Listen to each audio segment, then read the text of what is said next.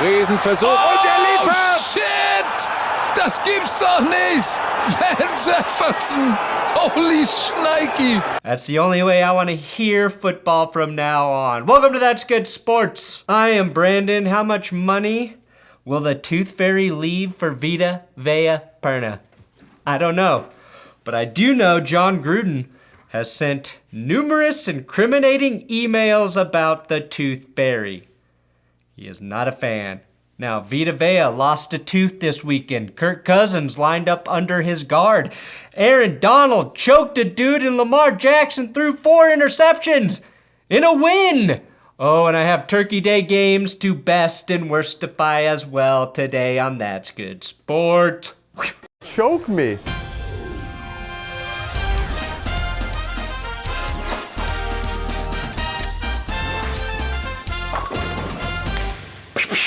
Hey, subscribe to this YouTube channel for NFL news, videos, recaps, highlights, all that shit. Also, BenchwarmerBrew.com. That is my very own coffee company.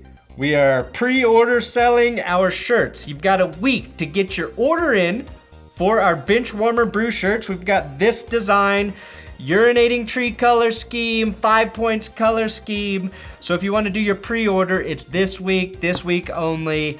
We have to do a pre-order so we know how many shirts to make to then ship. So benchwarmerbrew.com, coffee, shirts. There might be some time for the coffee sale still. No, by the time you watch this, there won't be. Full price for the coffee again. All right, Lions, Bears, worst. Jared Goff started this game a perfect 11 for 11, 94 passing yards and a touchdown. And somehow he was still getting outplayed by Andy Dalton. Jared Goff had the least impressive 121.8 passer rating I have ever seen. Until Teddy Bridgewater does it next week. Goff completed 84% of his passes and still beat Goff. His effort was thwarted by his own teammates, as the Lions were in 3rd and 32 twice in that game due to penalties. Worst, in the fourth quarter, the Lions did what bad teams do, started beating themselves. Unlike the Raiders-Cowboys game, nobody is complaining about all the Lions penalties because they were all deserved. I can't count all the holds, false starts that were called in this game, but getting flagged for calling 2 timeouts in a row with the game on the line. Dan Campbell, bless your tank-loving big heart, which I know is located in your kneecap and not your chest. The best thing in this game, the stretchiest jersey in world history. That thing just keeps going like a CVS receipt. Raiders, Cowboys, worst. The outcome of this game gave us this clip, which is what I assume is a POV from Skip Bayless's wife mid-coitus, or what Facebook sees every time it accesses Skip's webcam without permission. Best, the Raiders have a special teamer named Teamer, and he was ejected in this game in the third quarter for a fight on the sideline with Kelvin Joseph from the Cowboys, who was also ejected. Best, Tony, I should get more carries than Zeke Pollard returned a kick for a touchdown, and this official ate shit on the sideline. The official then ejected that pylon for touching him, and I was told the pylon was mailed to Skip Bayless so Skip could have his way with it, whatever that means. Also, that pylon has been fined $20,000 by the NFL. Worst, 28 accepted penalties in this game. None more egregious than this roughing the passer penalty and the pass interference penalty in overtime that handed the Raiders the win. How can you rough a quarterback when it's Derek Carr? That's my question. Raiders-Cowboys was the first NFL game in 18 years in which both teams had 14 plus penalties and 100 plus penalty yards, and it was the most watched game of the year too. Cool. In very fitting fashion, the final 3 plays were all penalties before Midnight Cowboy Daniel Carlson kicked the game ender. Not game winner, game ender, as everyone who participated in this game lost, especially us viewers. Bills vs. Saints, best. If you told me this is Drew Brees, I wouldn't fucking believe you. I'm going to tell my kids this was Brian Urlacher. Then my kid is gonna say, who the hell is Brian Urlacher? And Dad, please don't drop me off in front of my friends. Park around the corner, Dad. Everyone thinks you're lame, Dad. Then I will cry alone in my car again. Best, Dawson Knox scored 2 touchdowns and set the record for most TDs for a Bills tight end in a season at 7. And he's done it after missing some time with a broken hand and has a bunch of games left this season. Which means the Bills have never had a good tight end. A lot of boring tight ends in Bills history. Best, Stephon Diggs apparently ran the greatest route the NFL has ever seen. If you bust out these moves on a dance floor, you will get laid. I think I will call Diggs John Travolta from now on. And now you know why I cry alone in my car every week. Steelers, Bengals, best. This was a bloodbath. Just to give you an idea, here's Joe Burrow juking Minkah Fitzpatrick on a touchdown run. And right here, the Bengals took a 31-3 lead before halftime on a revenge pick 6 by former Steelers corner Mike Hilton. Best, running back Joe Mixon had a huge game, 28 carries for 165 yards and 2 tutties as the Steelers got absolutely punished by their opponent's running back for the 3rd week in a row. Even the Lions' DeAndre Swift put up 130 on that D in a tie. Never forget about the tie. Mixon has 12 total touchdowns in the last 8 games. Probably the same amount of touchdowns Najee Harris will have in 10 years.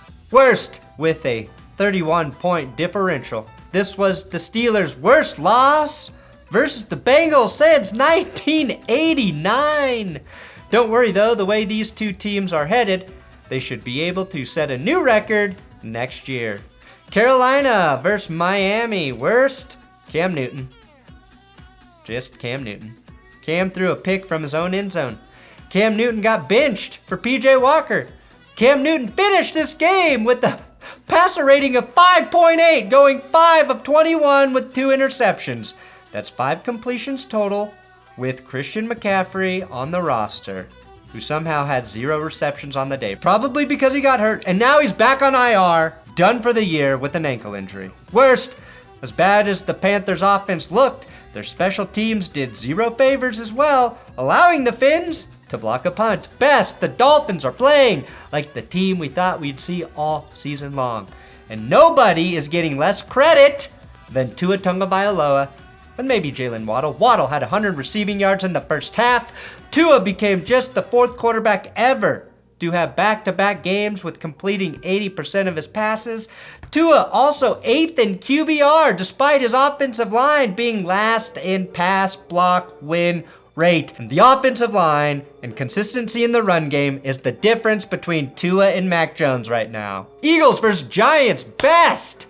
New York managed to slow down Philly's newly explosive rushing offense, holding Philly to just 7 points despite them putting up over 200 rushing yards once again.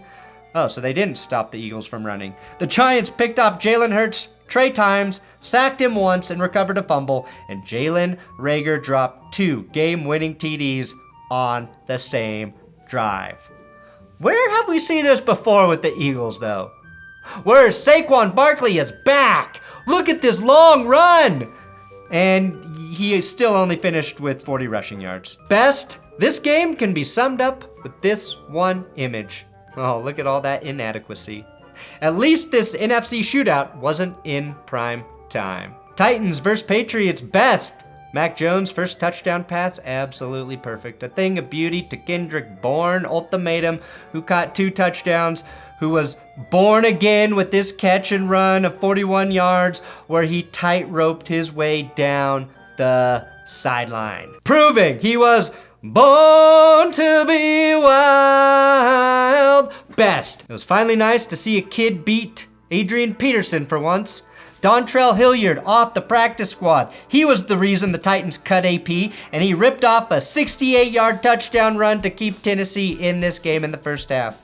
Worst, the Titans managed 200-yard rushers in a 23-point loss. But that's because Ryan Tannehill was under 100 yards passing, plus an end zone interception to J.C. Jackson, who I'm pretty sure has caught more passes this season than Julio Jones. Jackson now has 7 picks on the year, trailing Trayvon Diggs by just 1. Diggs, just 1 pick, in the last 6 games, by the way. Falcons versus Jaguars. Best. Cordarrelle Patterson went off, rushing for over 100 yards, getting 27 through the air, and finding the end zone twice, including this one where he tickles that front left pylon. Tickle, tickle. Best. Trevor Lawrence wasn't very accurate, but he rushed for over 16 and a half yards, which helped me hit my parlay. Marvin Jones, destined to never play on a good team, bailed Lawrence out with this one-hander in the red zone. Didn't matter in the end. Falcons won 21-14. Buccaneers versus Colts. Best. A who the fuck is this guy award goes to Ashton Dulin, who torched the Bucs secondary with a 62-yard touchdown. My favorite thing about this was Tom Brady getting super jealous of Carson Wentz, who we all remember beat Tom Brady in the Super Bowl, and tried to match his deep ball by throwing a deep pick. Best. Head coach Frank Reich going for it on 4th and 1 from within the 5 right before halftime to help give his team a 10-point lead. Wentz rolls out and finds T.Y. Hilton for a TD. Worst, the Colts had a 10-point lead, and then they blew it. They knocked a tooth out of Vita Vea's face, and they still found a way to lose.